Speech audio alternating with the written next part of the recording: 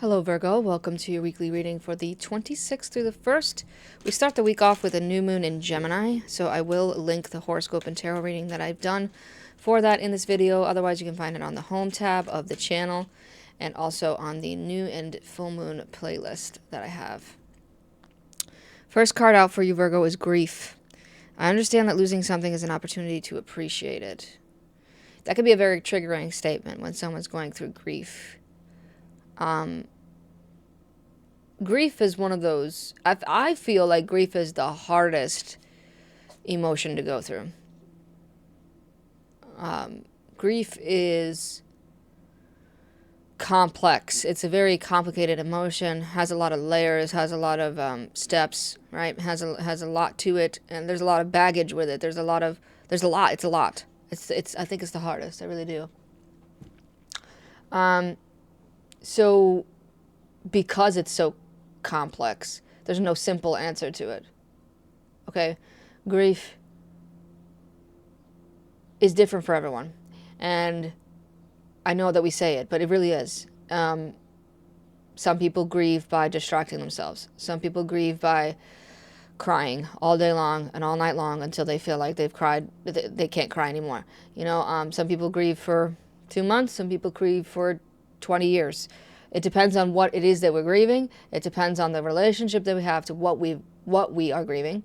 And also it depends on us, how we are, who we are. So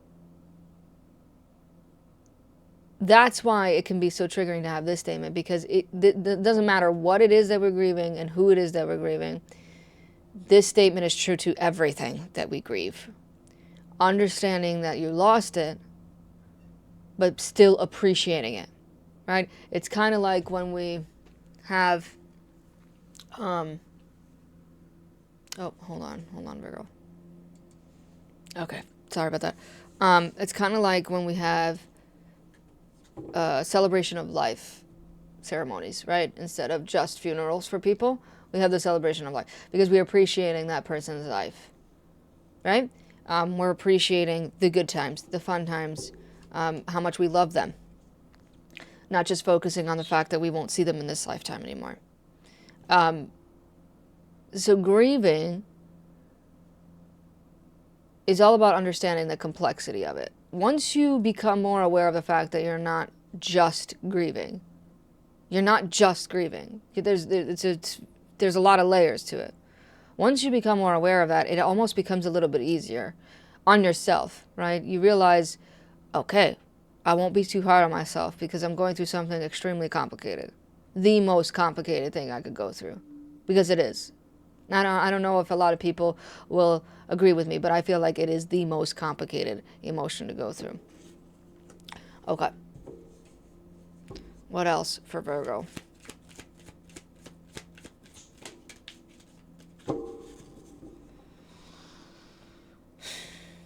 Patience. I accept that everything happens in divine order. Another triggering statement, right? Maybe another triggering emotion, patience. Not everybody has it. I know I don't. I'm terrible with patience. I don't. I'm extremely impatient. And I'm working on it. But accepting that everything happens in divine order can feel like a triggering statement. I feel like everything in this deck is a triggering statement for a reason. It's a good thing because it makes us more aware. Divine order. There is a meaning to it. I know that sucks, to put it lightly. There's a lot of words that we can describe it when it's happening in the moment, but there's divine meaning, divine timing, and divine order, which we have no chance in trying to understand. I know that people try to put some kind of understanding to it, but you can't understand it. It's divine. We're humans. We can't understand it. We can appreciate it, right? We can accept it. We can know that it's there, but there's no use in trying to figure out why, when, how, because there's too much of a spiritual understanding behind that we probably won't access in this lifetime. Not unless you're like a guru or a monk or a, you know what I mean? Like if you're one of the Tibetan monks in the mountains, maybe you could understand it. Other than that, For the majority of the people, 99.9% of the people on the planet are not going to really fully understand divine order. We can get pieces of it, but we can't fully understand divine order. So again, that might make it a little bit easier on you to realize that. You have to accept that it's there, divine order, divine timing. But there's no point in trying to put so much pressure on yourself and trying to figure out, why did I lose this thing, this job, this relationship, this person? Why did I lose them? Sometimes getting closure involves just acceptance. Sometimes no closure is closure. Do you get what I mean? Okay. Let's get more about this grief. Let's get more about this grief for Virgo. That's that one. Make sure it's in the camera here. Okay. Rain. I have never seen this card. I think I saw it. I mean, I saw it the first time I got this deck, but I have no idea what that means. Hold on. Fecundity? Fecundity? Sounds like a swear word. Hold on. I was trying to lighten the mood there. The ability to produce an abundance of offspring or new growth. Fertility. Okay, the ability to produce many new ideas. Fruitfulness and fertility. Okay, so like abundance and fertility. All right, I get it. That's why she looks pregnant in this. Which, I hate to say it, but right next to it, this could be like a miscarriage, which, trust me, I know. I've been through one. Probably, again, one of the most, it was the worst drinking binge I've ever gone in my life was after a miscarriage. So I get it. Grief is, again, complicated. But it's that kind of grief. So this could be like, in a more symbolic way, it could be something that you gave birth to in a symbolic way, or didn't give birth to. And you're grieving it. So, like a creative project or something, maybe? Or quite literally, like I said, miscarriage, grieving the life of someone. You know what's interesting is that this looks like, I don't know if it is, but it looks like a clover in the center there. I don't think it is, but that's what it kind of looks like one. So clovers indicate what? Luck. Serendipity. That I know what that means. Fecundity. I've never seen that word. Look at that. Just so you know what. There we go. Fecundity. Again, it just sounds like something you would call somebody. You're such a fecundity. I don't know. Okay, stop it. Stop it, Gigi. All right. We're having a serious conversation here. So the rain, definitely, the archetype of rain is emotional release. Emotional release. That's what you need. You just need emotional release. Here's the thing. When you're grieving something or someone, again, and everybody grieves differently. Some people don't. Some people don't immediately emotionally release. I explode. More like implode. I'm like a dying star. You know, I just self-destruct. Everybody does it differently.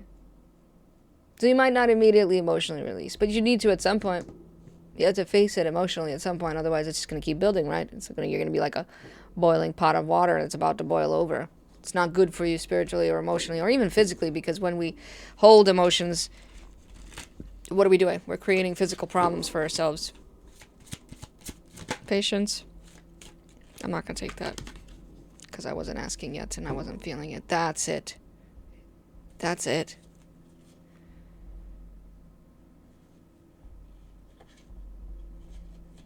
Yeah, that's it. This is it. I will show you this, though, because my guides are saying that's also it, but I won't take it out. Groundedness and gravity with that patience.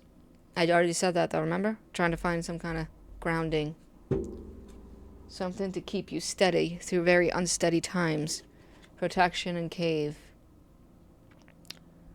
Again, similar. She's got an egg. So you tried to give birth to something and you lost it. That's what it is. You tried to bring something into this world, trying to bring life into it, and you lost it. So the thing is, what's the animal that does that? There's an animal out there that does that. They're very, is it dogs? There's, I don't know. Here we go. The random facts of Gigi's brain that she forgets, and sometimes in the Rolodex of information, it randomly comes out and then it doesn't come out fully. But I remember reading something about an animal. When they lose a baby, they tend to be way more protective of the other ones. And that's what I'm getting over this. What is the animal? Whatever. Yeah, penguins? Might be penguins, actually. So now you're overprotective. Rightfully so, right? Rightfully so, you're overprotective of other things that you're trying to give birth to or other people in your life, because you know what it means to lose. You know what it means to grieve. Okay? So that means you might go into that cave archetype. You might try to hide away from the world. You might try to do everything that's in your power to try to avoid grieving again because you're so terrified of grieving. You're so scared of it. You're so against it now that you don't want to experience it again. Understandably so. Let's get tarot to see what the advice is. So the fact that came out to clarify patience, remembering, again, I know it's going to be such a triggering thing for me to say, but we have to be reminded as human beings, it's still in divine order. You don't have to understand why, you just have to understand that it's in divine order. Oof, I know, it's so annoying. to put it lightly, it's just, shut up, I don't want to hear it. I don't care that it's in divine order. I didn't want to lose that. I know. That's it right there. I was going to say that. Thank you for pulling that out. Yep. Look at those two aces. You know, it reminds me, I've been rewatching The Office for the millionth gajillionth time because it's just one of my comfort shows, which is like a comfort show for many people. But sometimes when I just come home from work, I don't want to do anything except mindlessly watch something because I'm so tired, because I have a very exhausting, physically and mentally exhausting job. So I was rewatching the one episode where Michael was ready to get out there after Jen and him broke up, and he says something. He says, "What is it like to be single?"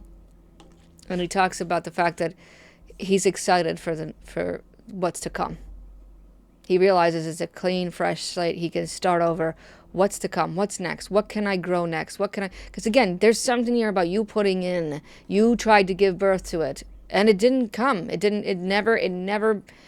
was never born. You've got two aces here, Virgo. Two. And this, for me, I always say it, for those of you that have been around with me for years, Ace of Pentacles, Ace of Cups, that's real love. That's a real new beginning. That is something tangible, practical, realistic. You can feel it, taste it, hear it, touch it, see it. Okay? It's real. Look at that pearl. What a beautiful pearl. You know what I mean? You're about to receive that. You're about to receive this blessing. And what's even better is that what came out after the ace, the beginning, the new, right? The fulfillment, the end, the Ten of Pentacles, the long-term plan playing out. This guy, this gentleman in the front, planted that seed 10 years ago. And look at what's come. Well, maybe more than 10 at this point, because he's got kids and grandkids, but you get what I mean, 30, 40 years ago. Okay? And look, he's happy because he knows that it took a long time to get to where he is, but his family's stable, his family's safe, his family's grounded. You have to understand that in the divine order, in the divine timing of things, opportunities come at the best time. You know what you can look to? Of course, I'm going to preach it, right? As an evolutionary astrologer, look to astrology, and you will know what the best time for things to get triggered to manifest are. I'm not saying that it's exactly going to happen when it's going to happen, because nothing is like that, but you can look for triggers. Okay, you can look for transit triggers in the sky towards your natal chart. I know it's a little bit more complicated, but you can learn how to do that, and it'll be so useful. I do it all the time. That's what I'm saying. I know for a fact. I know I keep bringing this up. Next April is a beautiful time for me when it comes to the transits in the sky and my natal chart for me to move the fuck out of this terrible place that I live in, that I've been stuck in for 6 years. But I know that that's it because I look to the astrology. So next April. Do you get what I'm saying? And then comes with that the patience, the understanding of the divine timing, the divine order. Work with it. Work with the divine order. Don't fight against it. There's just, I don't know what it is, Virgo. And it's like you're not going to see it. And you're going to just, you're so, you feel so betrayed almost by the universe that you're not going to immediately see it. It's like the universe is now like, hey, look, I have something for you. And you're going to be like, but these 3 things that you tried to give me didn't work. You made me lose them. Look at, they're empty. They're empty conch shells. There's nothing in them. But this conch shell up here, is it a conch shell? I don't know. The point is, well, there are 3 different shells. There's actually a little, I'll say hermit. There's a little hermit crab up there. There's actually life in there. These 3 didn't have life. Why? Because the divine order was like, I need you to understand that what not to do. I need you to learn. This is kind of similar to Leo, actually, what I'm about to say. I need you to learn, right, with the book, get the information that these 3, why didn't they work? This one will, because you already learned. You figured it out. It's kind of like when someone who doesn't have a green thumb, like yours truly, okay, can't tell you how many plants I killed when I first tried to figure it out. But I eventually figured it out. Now I know. Don't water it too much. You got to water it enough. Don't give it too much sunlight. You got to give it some sunlight. You know what I mean? All plants are different. I wouldn't say I have a green thumb, but at least I know how to keep a plant alive now. Okay? That's the same thing. You know. So the universe is trying to give it to you, but you're like, I'm going to reject that because I can't have my heart broken again. You see how she's closed off? She does not want to open up. You need to open up to the divine order of things. The universe is not trying to beat you up. Okay? Because you're about to move forward. Fully move forward this week, Virgo. And again, now you know, you have the know-how. You have the know-how on how to control this chariot and how to direct your life in the right direction. You know how to do it. Now you can take control. Independently. There, again, loss and grief. On the bottom of the deck, I didn't even see that. And underneath that is the 6 of Cups, which for me in this deck is very much about soulmates. You're like the 3rd person to get this card. So it could be losing a soulmate. Heartbreak, pain and sorrow. But it could be just the past experiences. 5 of Cups, though, loss and grief. It's literally the general basic meaning of the 5 of Cups is loss and grief. Not seeing the potential. So you've got both the 4 and the 5 of Cups, going from rejection to loss and grief. Okay? I hope this helped. I really do. Thank you for tuning in, and I'll see you in the next one.